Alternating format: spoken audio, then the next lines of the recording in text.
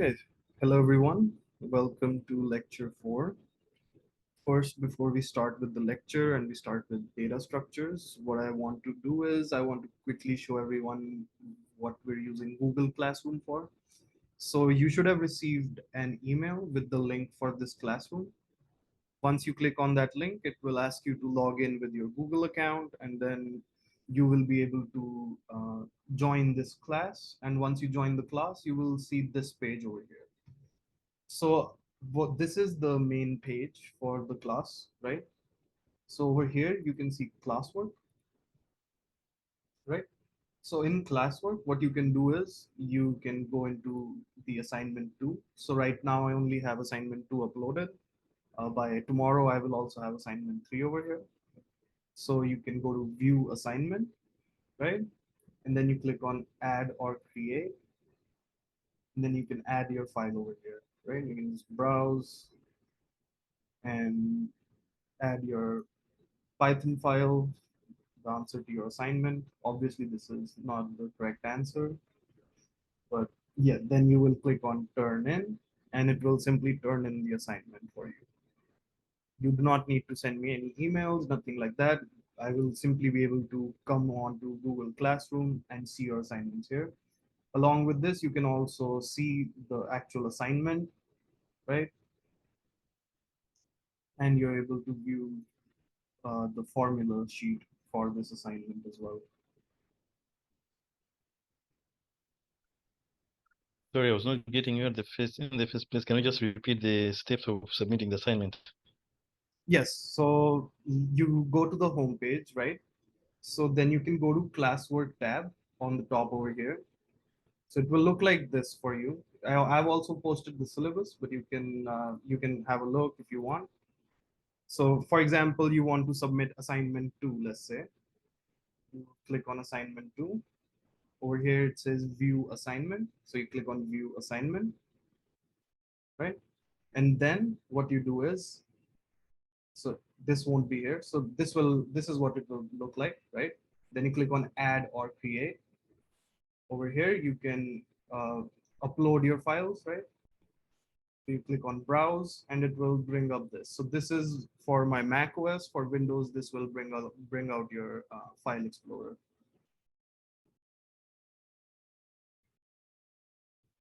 And then you can use your main.py file, which you wrote your code with, and simply submit it over here. Is that clear? Yeah, so we're just submitting the py file, not the whole folder. Sorry? We just have to submit the py file. I think it's in py file main, the main Right. py file, yeah? Yes, that is correct. Oh, okay. Yes, so I have a question in chat. Where is the link for the Google Classroom? So I did send the link via email. If you did not get the email, please send me an email and I will send you the link.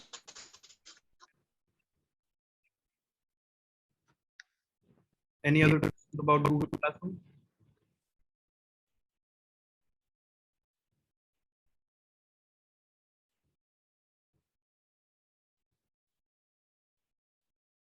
So for the Google Classroom, it will just be used for submitting courseworks, yeah? It's not for Yes, the classes. correct. It will only be for submitting assignments, not for the actual lecture itself. All right. Any other questions?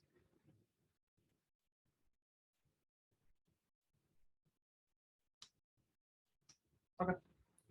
So if you have any trouble getting in here, oh, we have a raised hand.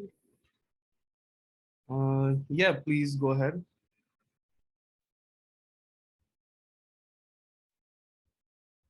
Sorry, I didn't get that. So again, as I said, I have sent an email to you with the link to this Google Classroom. With that link, you will be able to join the classroom. So once you join the classroom, this is what will be presented in front of you. So you can go to classwork, you click on assignment 2, right? And then you click on view assignment. And then in view assignment, you can click on add or create. and then file, and you will be able to upload from your computer. So you simply just find it in here and then you upload it, right?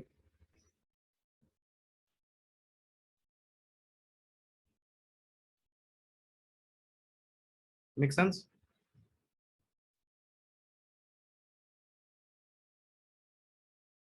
So instead of emailing me the assignments, you simply go on here and you submit the assignment. That way I don't have to go through emails to look for assignments which I missed or something like that, because they can always get stuck within the large volume of emails I get. So this helps have a central place for everyone to have their assignments. So for assignment 2, even if you have already submitted it, I will still require you to submit it over here, because the emails I was receiving they did not have the actual attachment due to some spam filters, which I'm not really sure what happened. So this will make it easier for us to have the assignments. Sir, please, are you going to be correcting the assignments? So as I also said in the email, we have a new teaching assistant called Abina, and she will be checking your assignments and getting back to you with some remarks. Okay. Is that all for Google Classrooms? Do we want to move on to the lecture now? I can still answer more questions if there are.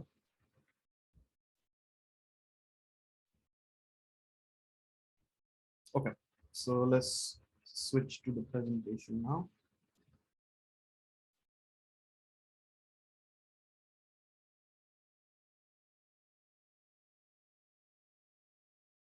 All right.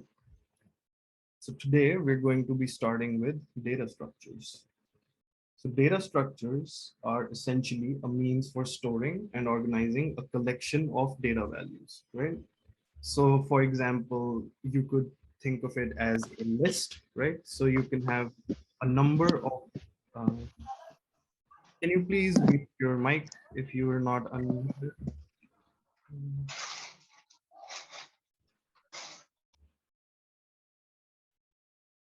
Yes, unmuted. Okay, there you go. So generally composed of primitive data types. So primitive data types are the three types we already learned about. Those are the strings, booleans, and numeric data types. Okay. So they can include any other data structures nested within them as well. So a data structure is a collection of either primitive data types such as strings, booleans, etc., or it can be a collection of data structures itself. So we'll look at more examples to make this more clear, but some of the different types are sets, tuples, arrays, dictionaries, objects, etc. So let's look at the first data structure over here. So the first one we have is an unordered collection. It's called sets. So can anybody tell me what a set is from math, if anybody knows?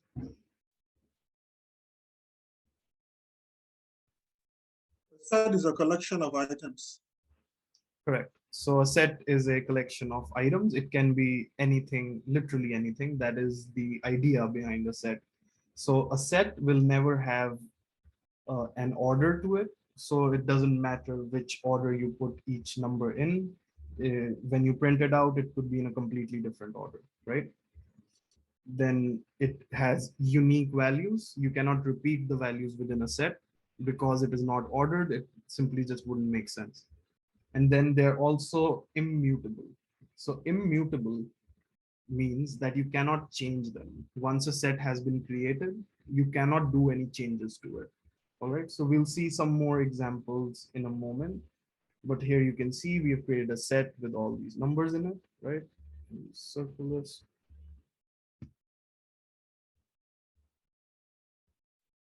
So over here, this is a set of numbers, right? So why is this a data structure? Because this is a collection, right? This is a collection. It has multiple of something in it. And it also is a collection of primitive data types, right? So a number is primitive. And inside we have numbers. 1 is a number, 3 is a number, 4 is a number, and so on, right? So now let's move back to PyCharm and see what a set is.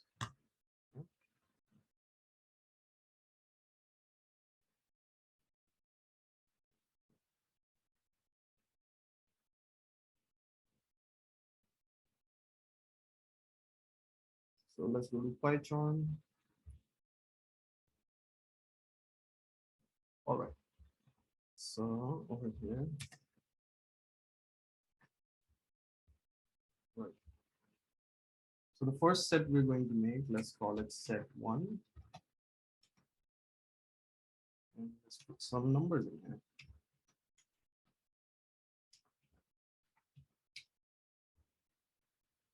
Right.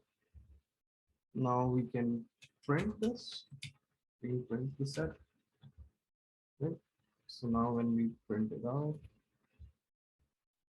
so as you can see right now, it came in the same order. But the important part for you to remember is that a set does not need to be in the same order. It can become into a different order, right? So for example, um, oh, we have a question in chat, I think. So collection of numbers, yes, correct.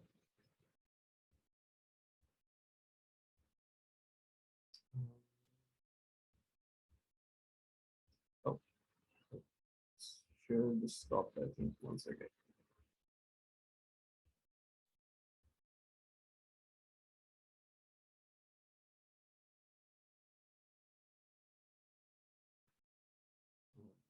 Sorry, my PyCharm just decided to crash. Let me just reopen it. Give me a second.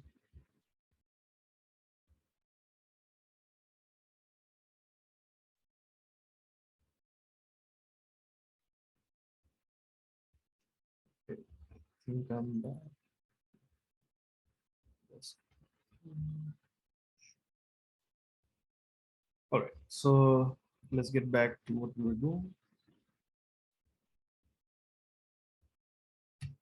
So now I said that sets are immutable. So as you will see later on, we can use the keyword, we can use the function add to add stuff to collections, right? To data structures. But when you try to add something to a set, what happens is, oh, 4 is already there. So let's try 10. Sir, the screen is small. We can't see it clearly. Can you Oh, zoom a little bit? let me switch. Let me try to switch.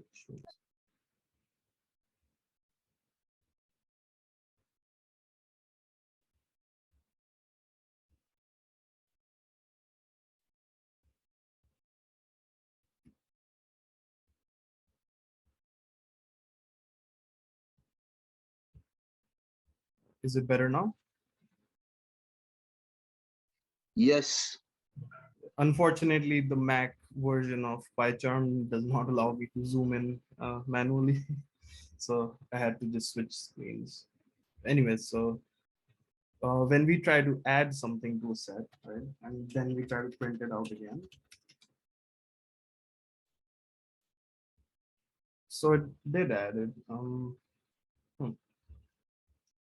I, 1 second, that's weird. Once defined, you can.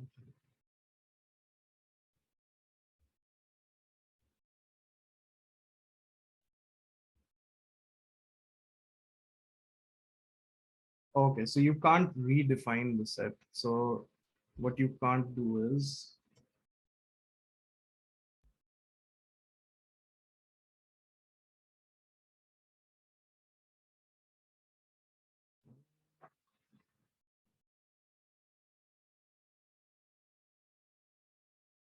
sorry, just give me 1 second. I'm not sure why it says immutable. Change it. You cannot change the value.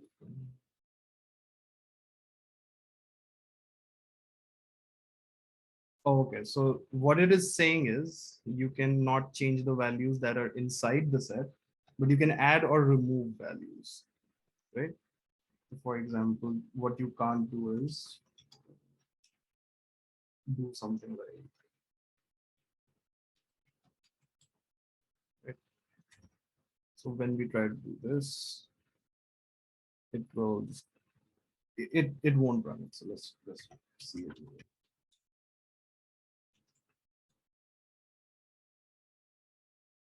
Okay, so I I am I will get back to you on this. I'm not sure why it says immutable when we can clearly change it.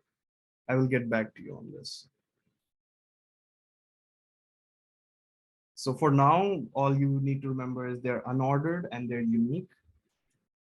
Um, I'm not sure what's happening with the immutable part. So never mind. So let's go and continue on the presentation, right?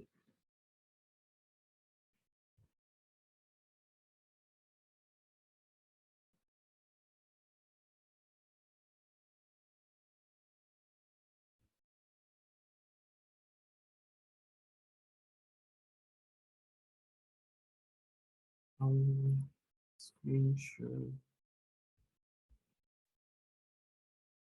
Okay. So we can add, right? So we use the dot add to add something to a set. We use remove to remove something from a set, and we use copy to copy that set exactly, right?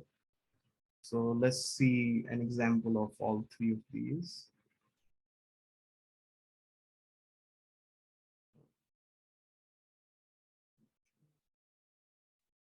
All right, so over here we have our set one already.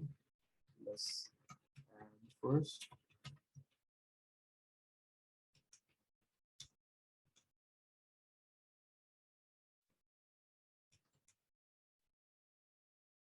So when we print this, it will have the number 10 added to the list, right? Added to the set, sorry.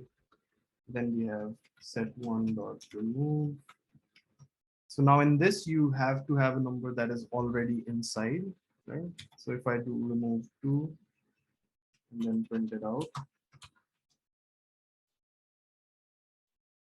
as we can see, two has been removed, right? Now, if I do set one dot remove, let's do something that's not there. Let's try to do an 8. So this gives us an error because 8 is not in the set. We cannot remove it, right? So another thing we can do is we can create a copy. Set2 equals set1 dot copy. So what this will do is it will make set2 as a copy of set1. So you can print set1, so set2, right? So now you might wonder what is the difference between this and this, right? So let's see that. So after this, let's also add something here. So we add 6 to the list, right? Of set 1. So when we add it to set 1, right? And then we print both set 2 and set 3. What will happen is,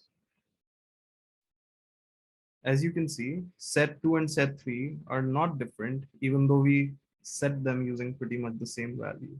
So what happens here is set 2 is creating a copy of set 1 and then storing it in set 2. But what this line does is it simply takes set 1 and it points it towards set 3. So every time you change set 1's value, set 3's value is also changing, right? But because we used a copy here, when you change set 1, set 2 does not change. You can think of set 3 as kind of like a shortcut for set 1, but this is an actual copy. Does it make sense?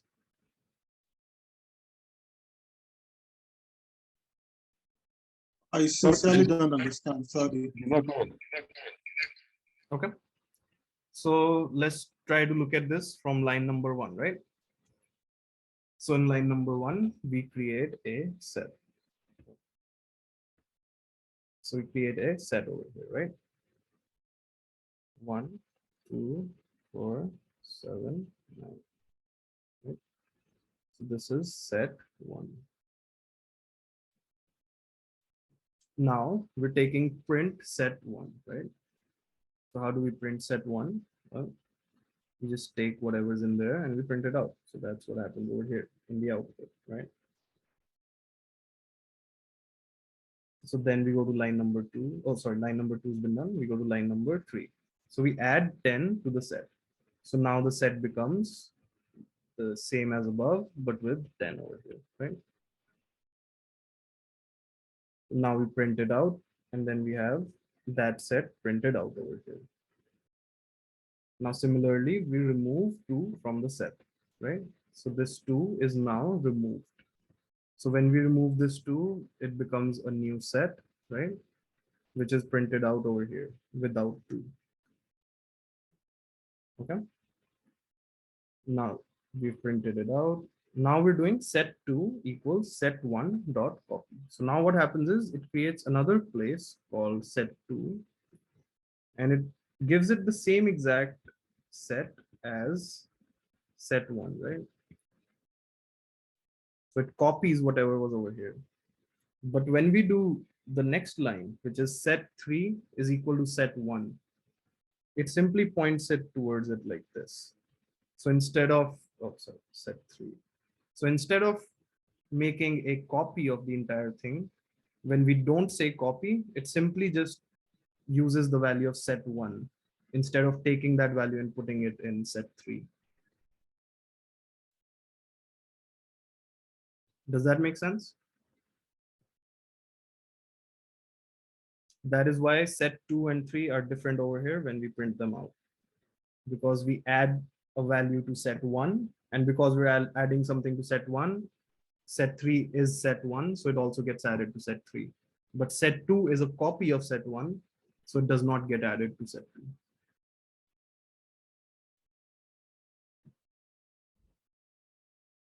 Okay, looks like it's much clearer now. All right, let's clear this out.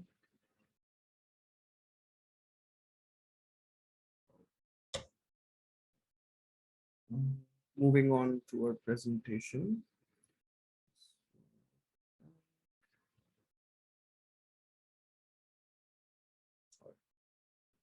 So next we have the difference method. So it returns the elements that are in one set that are not in the other, right? So this will be your set theory from math. So if you remember, so we take the first set, right? 1, 2, 3, 4. Then we do dot difference. So difference is a function, right? So how we use this function is we take the first set. This is set, for example. Then we put, so I have a question on the previous thing. Set 3 equals set 1 is not much clear. Okay. Let's go back to that then. That is quite important. Right? So over here, once again, when we do set 3 equals set 1, and when we do set 2 equals set 1 dot copy, we're trying to see what the difference is, right? So let's think of it as 3 boxes, right? This is set 1, this is set 2, and this is set 3, right? So when we do set 2 equals set 1 dot copy, what happens is it takes whatever value is in here, right? Takes this value, it makes a copy of it. So another value. So it is another instance of this value. It is identical, but it is still the same. It is a different value. It is not the same value. It is identical, but they're two different things, right? So if we have 2 and 2, they're equal, but they're different, right? So this another value that is created gets stored here. So it also gets another value, right? But when we do set 3 equals set 1, Oh, sorry, this should be set to. So when we do set 3 equals set 1, what happens is, sorry, could you please mute yourself unless you have a question? Okay. Set 3 equals set 1. So now what happens is, instead of taking this value and creating a copy of it, it simply points to this value, right? So whenever we call set 3, it just goes to set 1 and sees what value is in there instead of having its own value. Does it make sense now?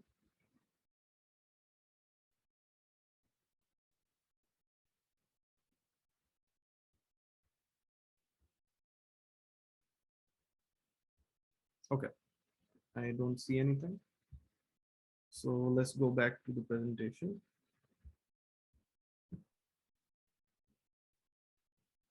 Yes, sorry, before we move. Okay, so difference, we were doing difference, right? So we have set 1, right? Then we put a dot over here, and then we say difference. So this function is being called on this set. The difference function is being called on set 1. Then we start a bracket, and then we put set 2 in here, right? So what happens is you take the first set, right? You see which values are the same in both set 1 and set 2, and then you remove those values from set 1, and that is your answer. Okay. So similarly in intersection, sorry, in intersection, what happens is you take the common elements and you only keep them instead of those being discarded, right? And then in union, all the elements that are unique are put into one set. So every element altogether is put into one set. So let's see examples of these, right?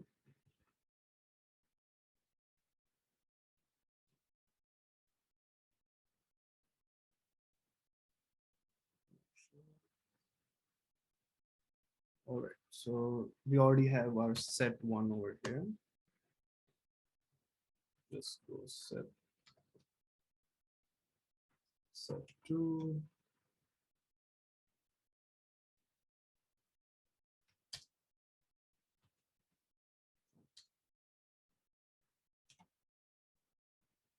So over here, we can make another set. Let's go 4, 7, 10, right? Something like that. Let's do print set 1 dot difference set 2. Okay. So in chat quickly, just try to tell me what's going to happen over here. What do you think will happen when I print this out? What will this new set be?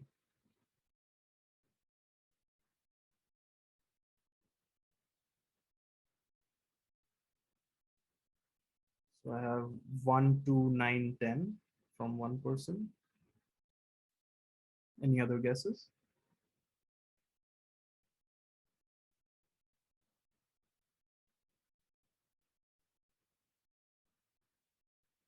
One, 2, 9, 10. Okay. So everybody seems to agree with 1, 2, 9, and 10. So I also have a 1, 2, and 9 without the 10. So let's see what will happen.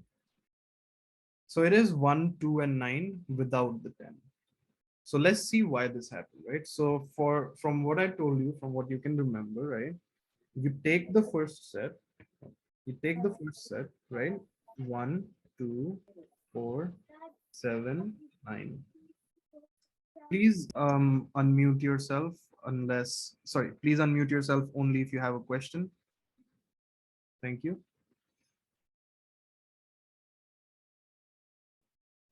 All right, so we already have this set, right? We have set 2, 4, 7, 10. So I said when we are doing a difference, we take this first set, right? We take the first set we see what values are common. 4 and 7, right? We take the first set, we take these common values and we discard them from the first set. And that is our answer, right? So if similarly now I do, let's say, set 2 dot difference set 1, will the answer be different? Will it be same? Let's see it in chat. Let's see if you understood what a difference is.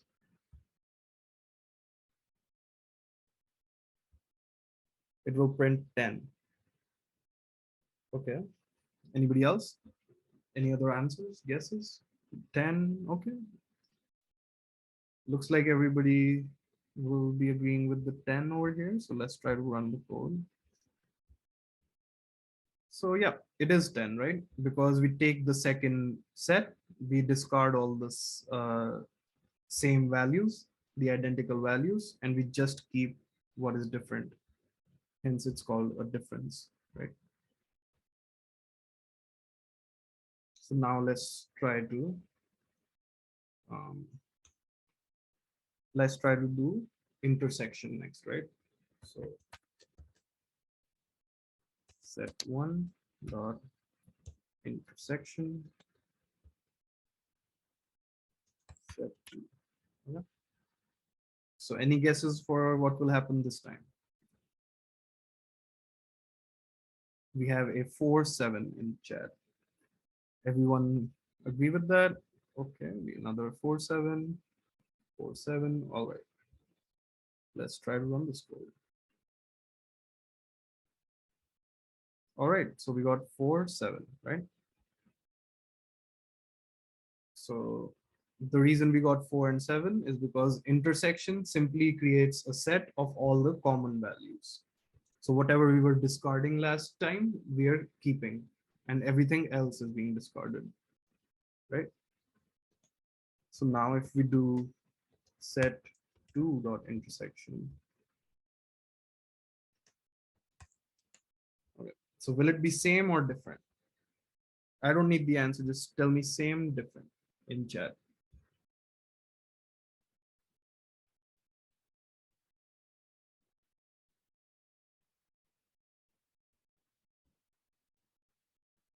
So looks like everyone will be saying same. So when we run it, yes, because the common values will always stay the same no matter what the order is, right? Because we're not discarding the common values this time. So next we have a union.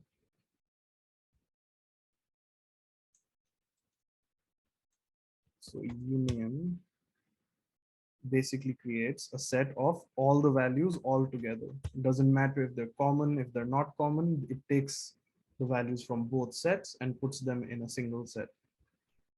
So any guesses for the answer? 1, 2, 4, 7, 9, 10. Yes, so it will simply create a set of all the values that are present uniquely in both of these sets. And as we can see, the order does not matter in a union either because it is creating a universal set of all of those values, right? So that was all for data structures part 1. Oh wait, there's one small little thing left. So let me go back to the presentation. So here we have the in operator. So the in operator acts as a sort of way for us to tell if something is present inside a set. So as we saw before, right, when I was trying to remove something that was not present in the set, I was running into errors. So this could help us check if something is present in a set before we remove it. So we could use it with an if statement, and if it is inside, then we remove it. So this is how we can connect sort of our conditionals and our in operator and our data structures, right? So let's look at an example of what I'm saying. Why John? All right, so we have a set, right? Now let's do something. Now let's say I want to remove the value 5 from this, but I want to make it safe so that even if the value 5 is not present there, the code still runs and I don't run into any issues, right? So what I can do is I will check if it is present in the set. So I will do if 5 in set 1.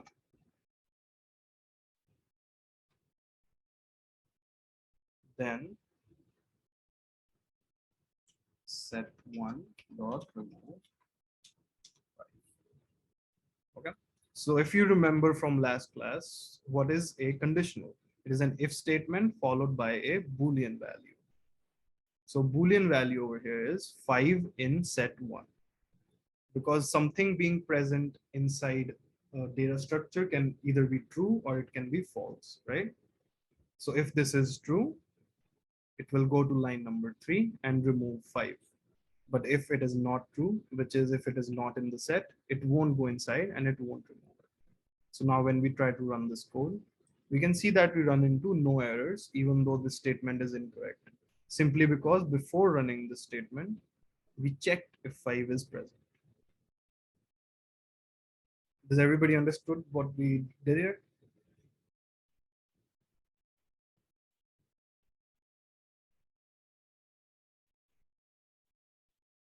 Okay.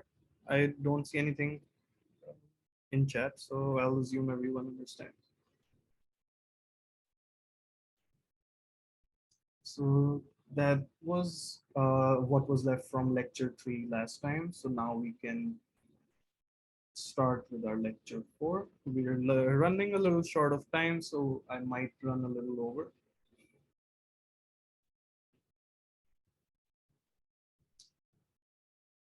Yes, correct. So 5 is not in the set, so nothing happened. So it simply just went to line 2 and then it ignored line 3, right? Okay, so let's go back to the presentation.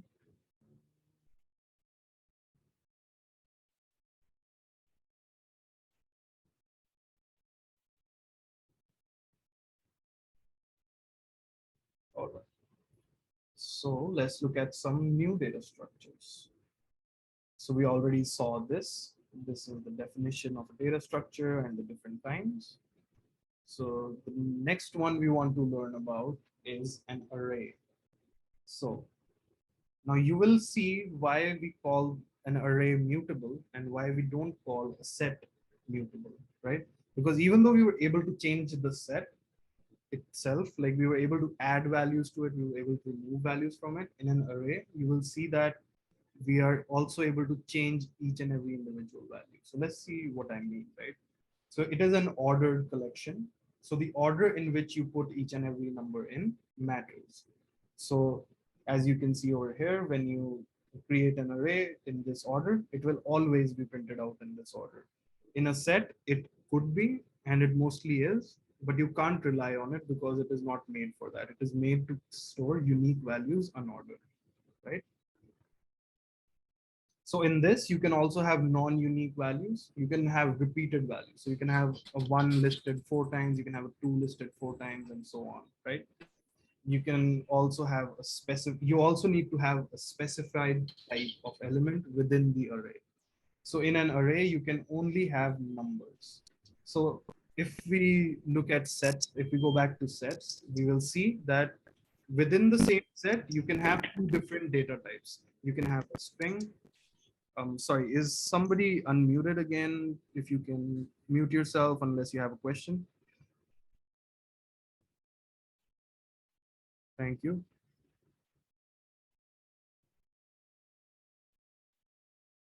So we have a specified type. So you can either have numbers or strings or booleans. You can have whatever, but it needs to be specified. There's only one type you can put in.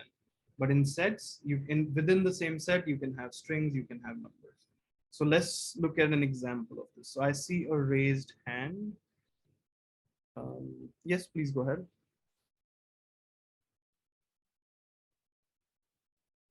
I don't see a name for you. It says A21. So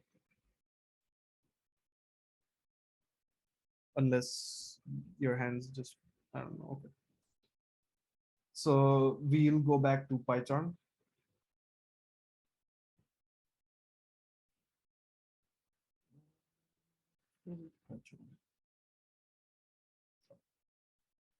So now let's create.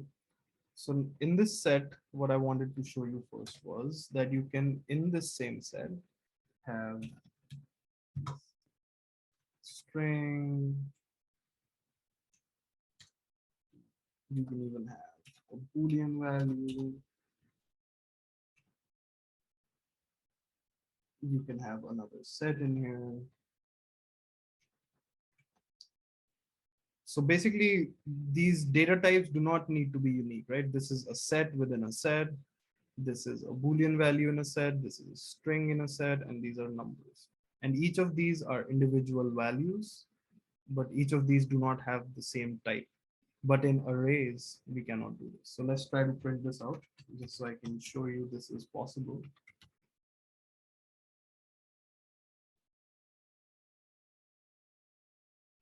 Okay, so we cannot nest sets within sets.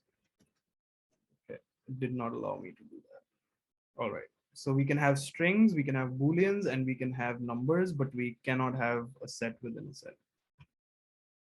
So as you can see, as I told you before, it doesn't necessarily come in the right order. So as we can see here, false is number 1, even though 8 greater than 9 was the last element that we put in, right? So this is why we call this unordered.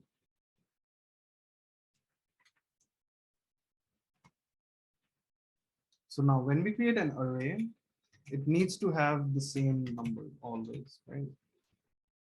It's, oh, sorry, the same data type always. It's either only numbers, only Boolean values, only strings, right?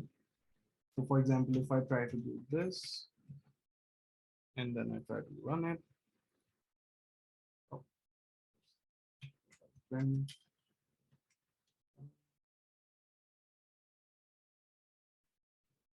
so I think they might have changed it in the latest version of Python because they actually do keep updating it. So I guess you can use strings and arrays now. Okay, that's good. So I guess there's been an update.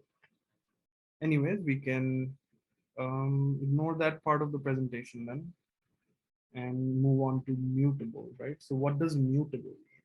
That is a word we heard in the sets as well. We heard immutable.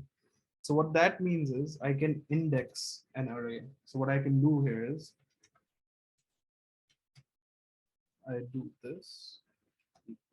So what this does is the square bracket represents an index, right? And it starts from 0. So it will take each and every element in the array and assign it an index. So let me show you this more visually. So, stylus go.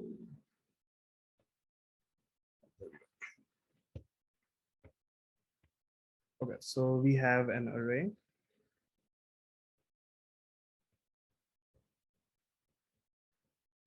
Do we have a question in chat?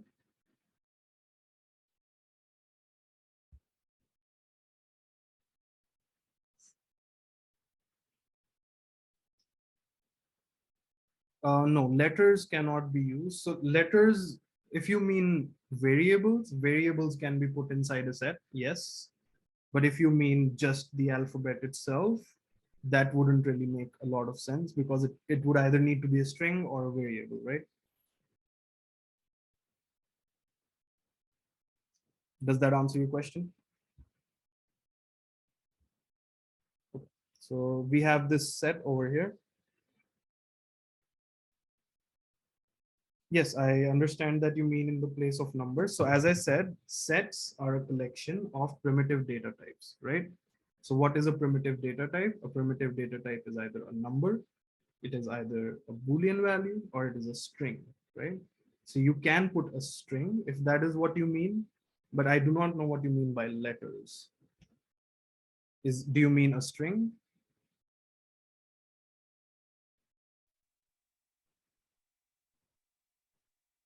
about 1, 2, 3, 4 inside a set. I wanted to just clarify my doubt if letters could be used as in A, B, C, D. Okay, so what are those numbers? What did I just say? Those numbers, right? Those numbers are primitive data types. We can only put in primitive data types. So if you use those as strings, right, you can put them in quotation marks, like single quotation mark A, single quotation marks. So let me show you an example over here, right? For example, you can create set, call it A, right, B, C, right? But if you are saying that you want to do this, this is completely wrong because A, C, or B can be variables, but they're not even defined here. So this just wouldn't make sense to the computer because it only recognizes letters as it is. If you want to print them as it is, you have to put them in a string because otherwise they will be mistaken for variables or other keywords, and that just simply doesn't exist here.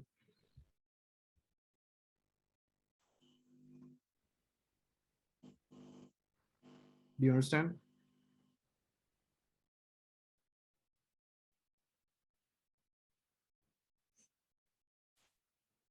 So it will print set one, right?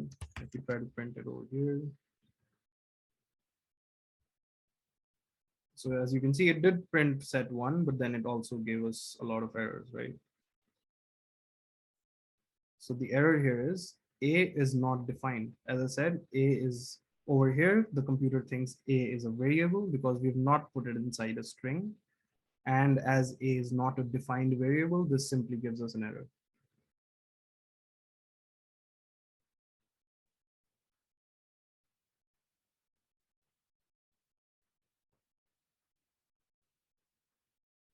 Is it clear now?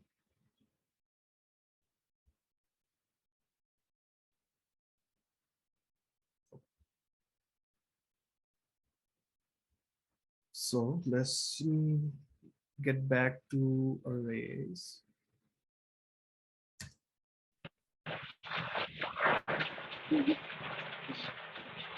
So I hear somebody's mic. If you can unmute, you have a question, please unmute yourself. Otherwise, stay muted, please. Okay. So we over here, what we're trying to do is, so we have this array, right? 1, 1, 2, 3, 5, 9. So as we just studied that this order matters. So how this order is indexed is, so in English, you could say that this is the first, oh, this is the first one, right? This is the first, second, this is third, and fourth, right? This is what you would say in English. So in computer, we just started a little earlier. So we started from 0, 1, 2, 3, 4, 5. So these will be the indices. So this is how we know where each value is, right? So this is ARR1, right? So now when I do ARR1 and square bracket 0, so this indexes the array. So instead, so this basically points to the 0th element in the list, which is 1, right? So when I do this, what happens is it changes this value to 2. The new array will be this. Okay. So if we try to print it out,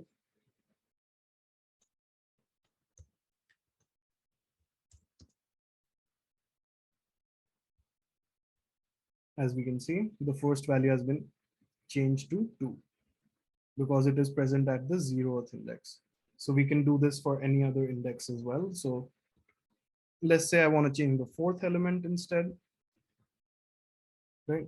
So 0, so we have 0, 1, 2, 3, We changed the fourth element to 2 and it has been changed. It was 5 earlier. Does that make sense? This is why we call it mutable. Because the value can be changed once it has been given inside the data structure. In a set, there is no way to do this.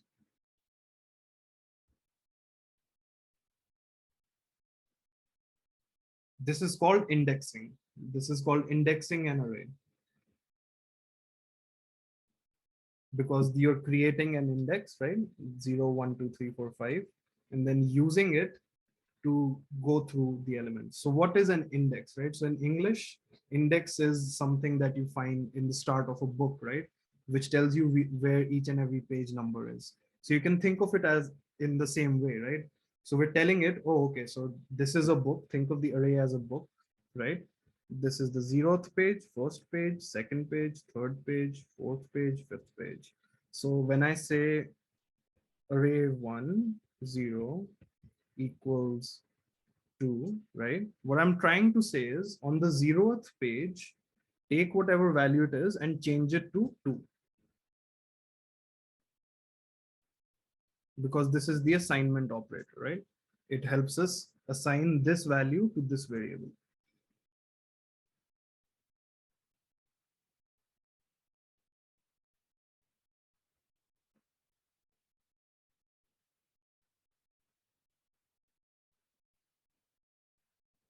Is it clearer now how we are indexing? So what goes on in the background, you don't need to worry about. All you need to know is that when you use square brackets, you can use it to index in that array. So you can point to a specific element. So like a 0th element, first element, second element, and so on, right? Is that clear?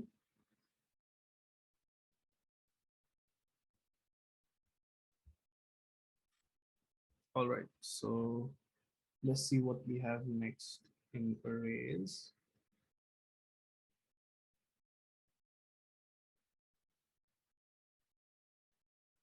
So sometimes these array packages cannot be installed. So if you have, for example, an older version of Python, you may need to do this.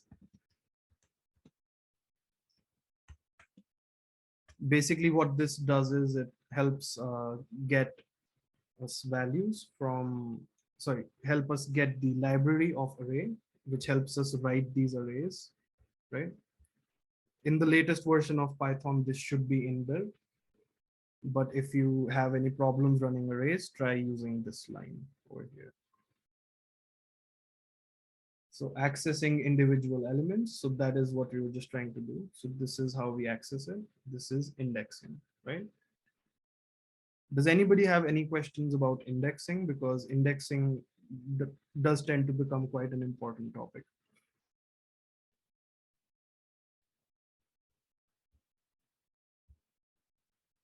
I'm sorry, I don't understand indexing.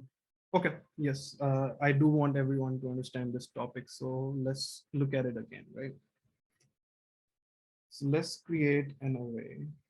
We have a question, why do we index? So the reason behind indexing is simply to be able to access just specific elements in an array instead of having to use the entire array at all times, right? So let's say we have an array. Let's call it, let's have some numbers in here, right?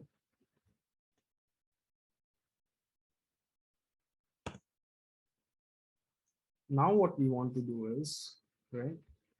So let's say you want to change just the third element, right?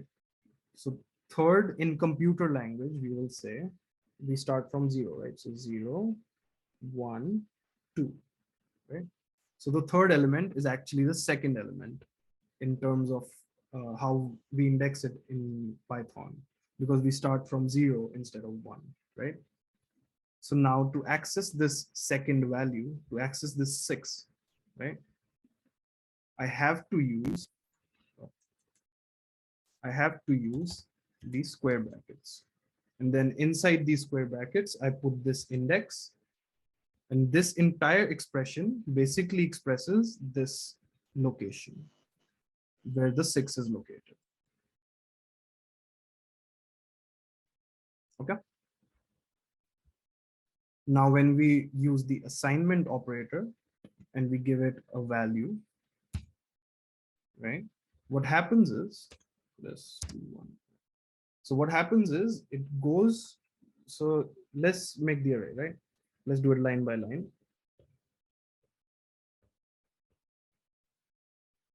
We have the indexes, right?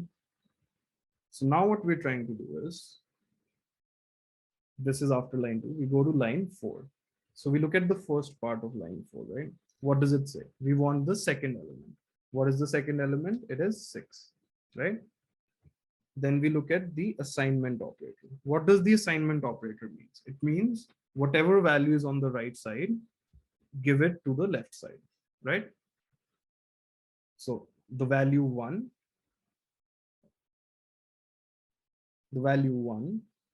is given to the left side. What is the left side? The left side is this position, right? So this gets changed to 1, and we have a new array like this, right? So when we try to print this out,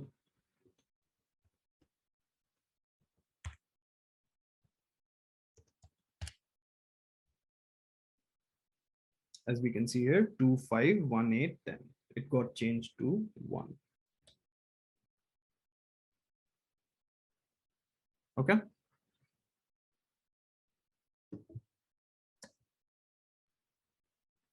All right, so we have run out of time here, and we still have some data structures to go through. So we will continue on that next time.